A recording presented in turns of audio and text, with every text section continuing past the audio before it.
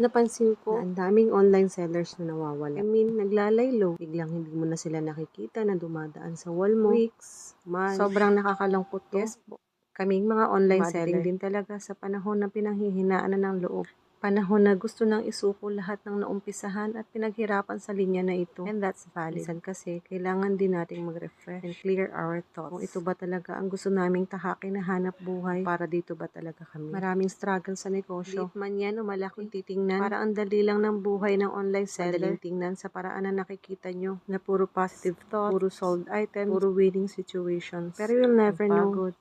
Rejection, tumal, pagkalugi, down moments, lahat ng behind the scenes na sobrang hahangaan mo talaga. Kung pala talaga katyaga at katatag ang mga tao sa likod ng online selling businesses. Sobrang proud ako sa lahat ng online seller. Mataas ang respeto ko sa inyo.